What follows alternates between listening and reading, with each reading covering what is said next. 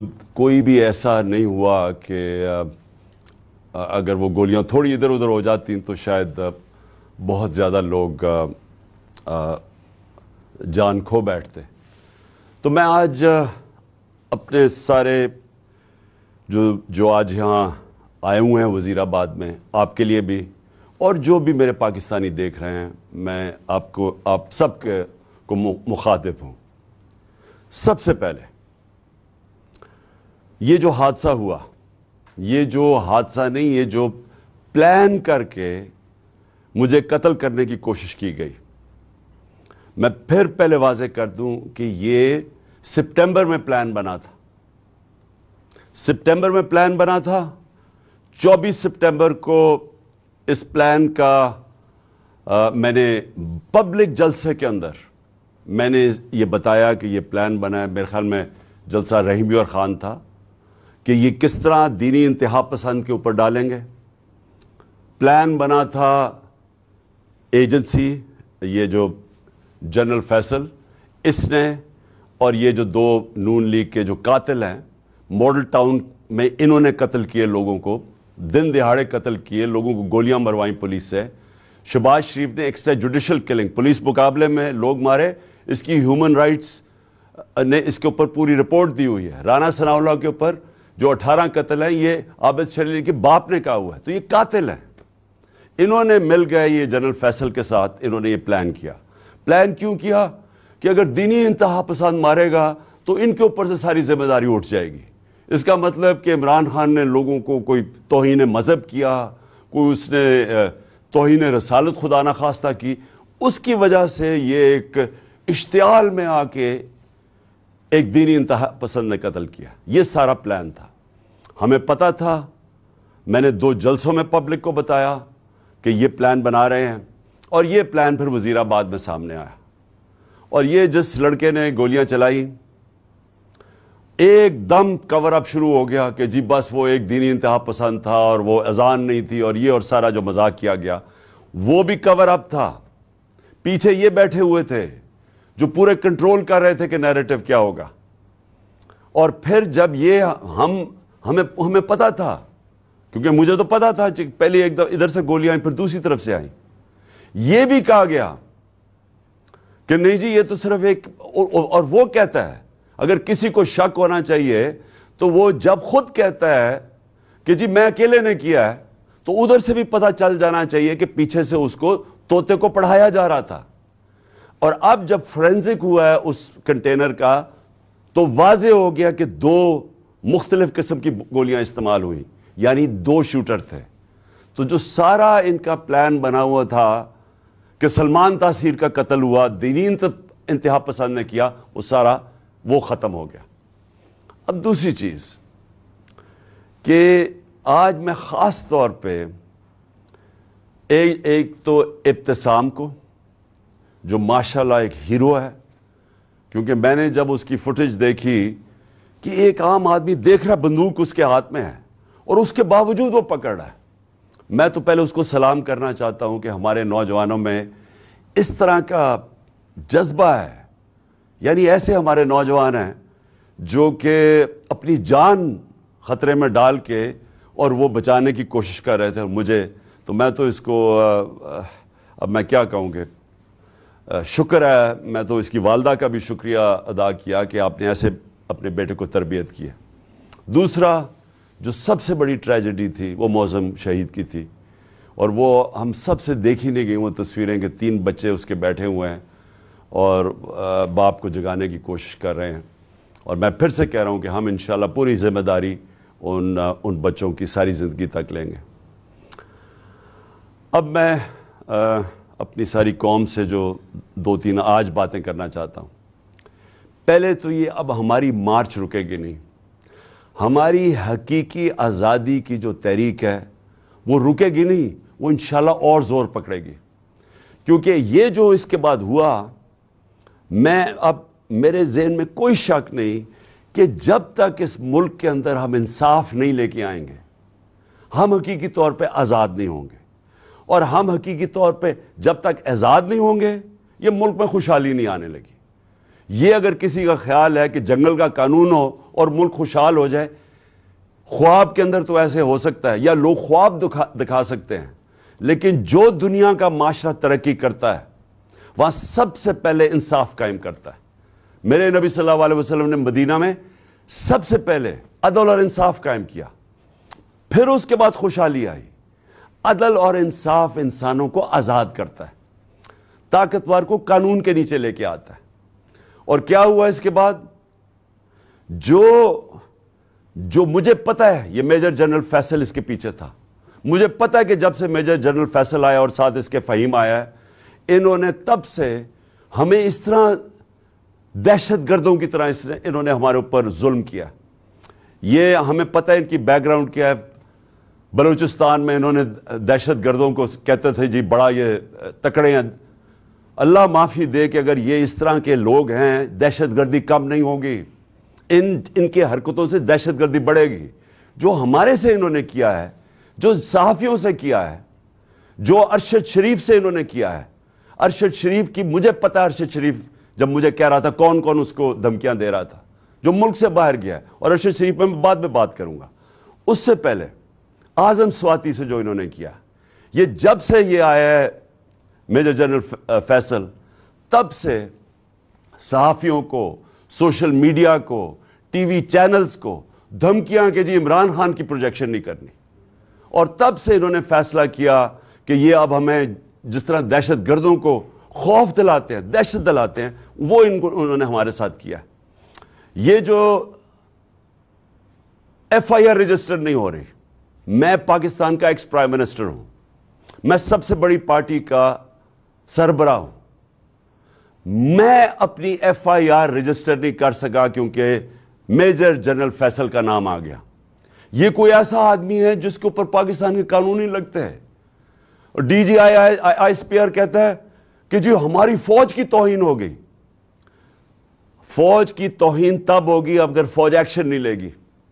توہین تب ہوگی جب ایک ادارہ اپنے آپ کو قانون سے اوپر سمجھے گا۔ جب وہ یہ کرے گا کہ ایک پرائم منسٹر کا اگر ایف آئی آر رجسٹر نہیں ہوتی، میں سوال پوچھتا ہوں کہ عام آدمی کی کیا حیثیت رہے گی اس ملک میں؟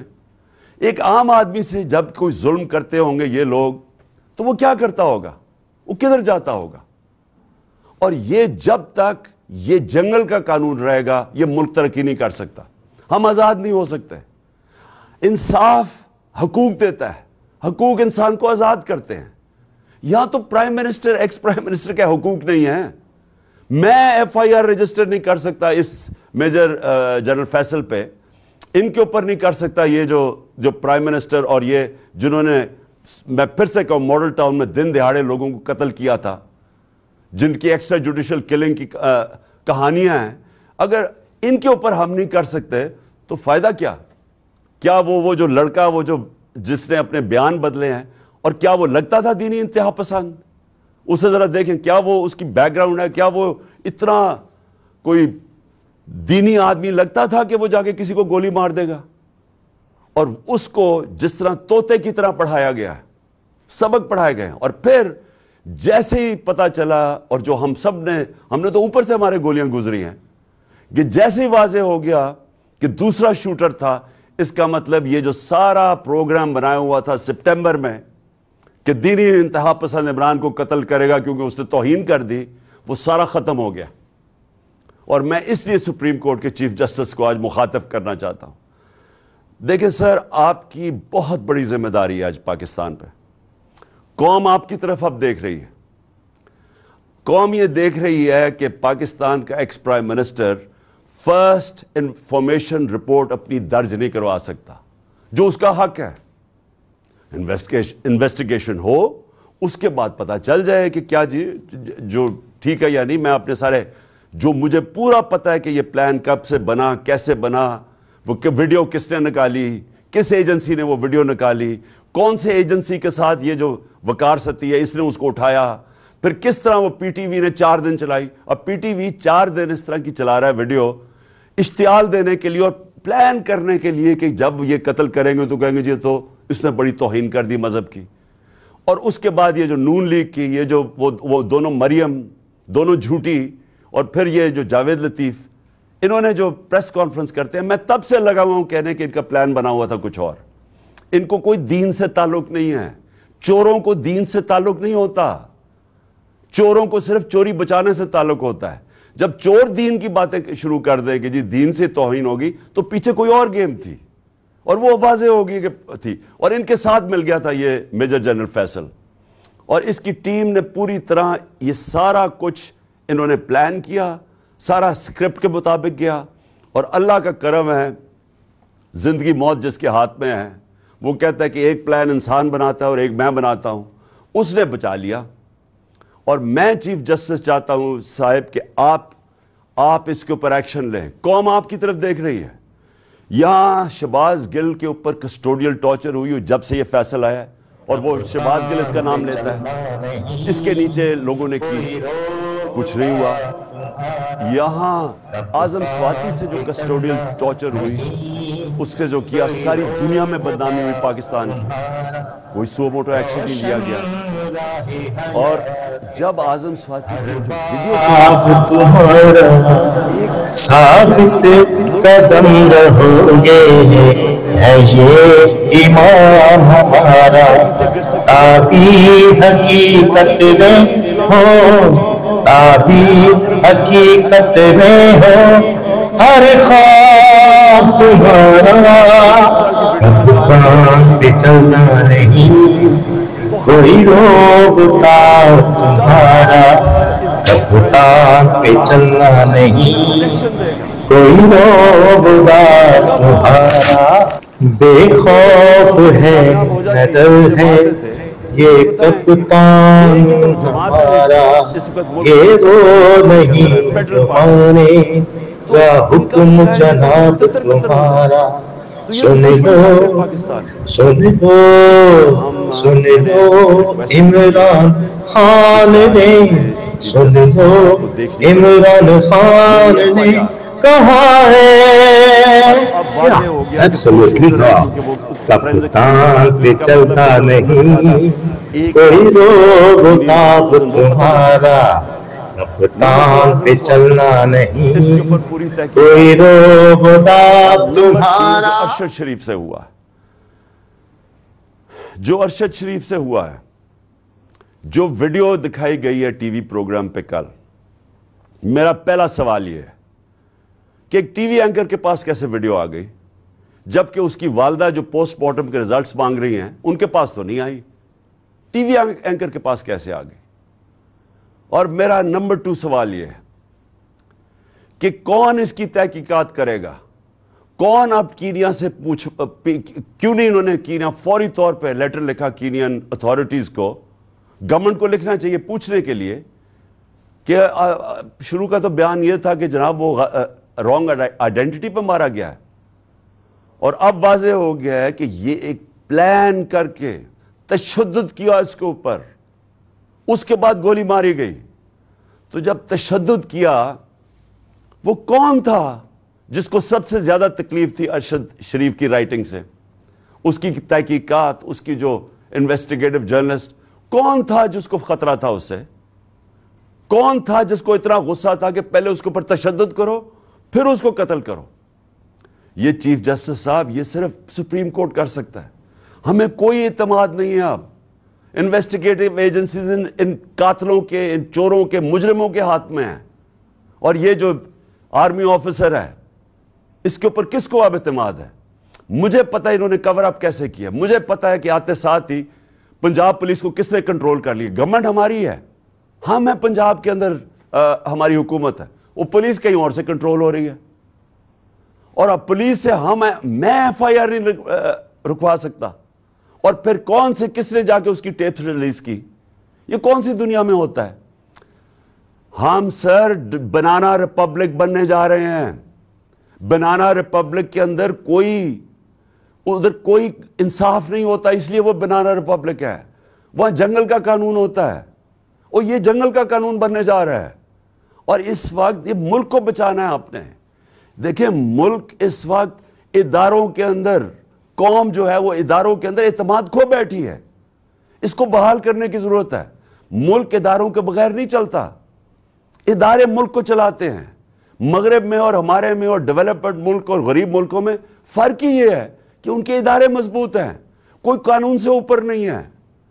یہاں مذاق بنا ہوا ہے کہ جی ایک آپ نے آفیسر کے اوپر ہاتھ رکھ جی ڈی جی آئی ساری فوج کو بدنام کر دیا. یعنی یہ اگر سوچ آ جائے جس معاشرے میں, مجھے بتائیں اس سے زیادہ تو دشمن اداروں کا اور ملک کا ہو ہی نہیں سکتا کہ جی ہمارے ادارے کا نام ہی نہ لیں. میں کہہ رہا ہوں کہ یہ پیچھے تھا فیصل, مجھے پتا اس نے سارا کروایا ہے, مجھے پتا اس نے ماسٹر مائنڈ کیا سب کچھ, کیونکہ مجھے تو میں 3.5 سال پرائم منسٹر تھا, میرے نیچے تھی ایجنسیز, مجھے پتا ہے کیسے چلتی ہیں ایجنسیز, مجھے اندر سے انفارمیشن آ رہی تھی. اور میں اگر ملک کا ex prime minister FIR register نہیں کر سکتا, اور اگر یہ کہنا کہ جی عمران اپنا سیاست چمکانے کے لیے کر رہا ہے, مجھے سیاست چمکانے کے لیے یہ کرنے کی ضرورت نہیں ہے. اس وقت سارے پاکستان کے اندر کہیں چلے جائیں, ایک اگر پارٹی کبھی بھی اتنی مقبول ہوئی ہے پاکستان کی تاریخ میں, وہ آج یہ پارٹی ہے. اور وہ یہ نہیں کہ میں نے کوئی بڑے کارنامے دیے ہیں, وہ ان چوروں کو دیکھ کے قوم ہماری طرف آ گئی ہے. اور اسی لیے ہمیں ضرورت نہیں پڑی کہ کسی کے اوپر الزام لگائیں تاکہ میری سیاست اوپر چلی جائے. یہ ملک کا مسئلہ ہے, اور چیف جسٹس صاحب یہ ملک کی فیوچر کا مسئلہ ہے, اور یہ فیوچر آپ کے ہاتھ میں ہے. اس ملک کی عدلیہ کے اوپر ساری قوم دیکھ رہی ہے. اس وقت لگتا یہ ہے کہ بس یہ جو چاہے گا, یہ فیصل جیسے لوگ جو چاہے گا ان کے سامنے کوئی کھڑا ہی نہیں ہوتا, اور یہ ملک سے دشمنی ہو رہی ہے. ملک تب تکڑے ہوتے ہیں, میں پھر سے آپ کو کہوں, جدھر قانون کی حکمرانی ہوتی ہے. اور میں آخر میں خاص طور پہ پاکستان کی وکلا کمیونٹی کا خاص طور پہ شکریہ ادا کرتا ہوں کہ جس طرح وہ کھڑے ہوئے ہیں, اور مجھے خوشی یہ ہے کہ وکلا یہ سمجھ گئے ہیں کہ اب ان کی ذمہ داری ہے رول آف لا, قانون کی حکمرانی قائم کرنا پاکستان کی وکلا کمیونٹی کی ذمہ داری ہے. اور یہ ایک ڈیفائننگ مومنٹ ہے پاکستان میں. ہر وہ آدمی جو اس ملک میں رول آف لا چاہتا ہے, اور رول آف لا کے بعد ہی حقیقی جمہوریت آتی ہے, اور حقیقی جمہوریت ہی حقیقی آزادی ہوتی ہے. یہ سب اکٹھے چلتے ہیں. اس وقت کچھ بھی نہیں ہے یہاں. تو میں وکلا کے اوپر بھی آج ان کا شکریہ ادا کرنے کے بعد میں امید لگاتا ہوں کہ آپ اپنا رول پلے کریں گے, اور میں اپنے سارے جو آج لوگ آئے ہیں اور جو آج جدھر سے ہماری مارچ شروع ہو رہی ہے, میں آج سب کو پیغام دینا چاہتا ہوں کہ دیکھیں یہ عمران خان کے لیے نہیں ہو رہا سب کچھ, یہ آپ سب کے لیے ہو رہا ہے. یہ اس ملک کے مستقبل کی جنگ ہے, یہ اس قوم نے جیتنی ہے. آزادی قومیں اپنی آزادی کی جنگ جیتتی ہیں. عمران خان تو میں تو کوشش ہی کر سکتا ہوں, لیکن آپ سب نے اس میں شرکت کرنی ہے, کیونکہ مستقبل آپ کا ہے اور آپ کے بچوں کا ہے. اور جب تک کہ ایک قوم اپنی آزادی چھینتی نہیں ہے, آزادی کوئی پلیٹ میں نہیں دیتا, تو اس کے لیے جد و جہد کی ضرورت ہے. میں تیار ہوں, جب تک میں زندہ ہوں میں اس کی پوری جد و جہد کروں گا. جب تک میں زندہ ہوں میں کبھی پیچھے نہیں ہٹوں گا. اور میں انشاءاللہ پنڈی پہنچوں گا, اور جب یہ قافلہ انشاءاللہ پنڈی پہنچے گا میں ان کو وہاں ریسیو کروں گا, اور میں سارے پاکستان سے اپنے لوگوں کو انوائٹ کروں گا, سب کو کہوں گا آئیں, کیونکہ یہ اس وقت جو اس ملک کی حقیقی آزادی میں شرکت نہیں کرتا, وہ یاد رکھیں کہ وہ اللہ نے ہمارے دین کے اندر یہ ہمیں حکم دیا ہے کہ ظلم اور نا انصافی کے آپ مقابلہ کرو, جس کو کہتے ہیں جہاد. یہ اللہ کا ہوتا ہے. آزادی کے لیے کھڑے ہونا یہ اللہ کا حکم ہے ہمیں. اور امر بالمعروف کہ آپ اچھائی کے ساتھ کھڑے ہوں. یہ جو چور سارے اکٹھے ہو گئے اور اوپر بیٹھ گئے ہیں, قومیں چوروں کے خلاف اور کرپشن کے خلاف لڑتی ہیں, کوئی ایک آدمی نہیں کچھ ٹھیک کر سکتا. تو میں ساری قوم کو آج دعوت دیتا ہوں کہ ہمارے ساتھ اس مارچ میں شرکت کریں, اور انشاءاللہ جب میں پنڈی جس دن میں آپ کو دعوت دوں گا, آپ نے سب نے پنڈی آنا ہے اس ملک کی حقیقی آزادی کے لیے. شکریہ. پاکستان زندہ باد.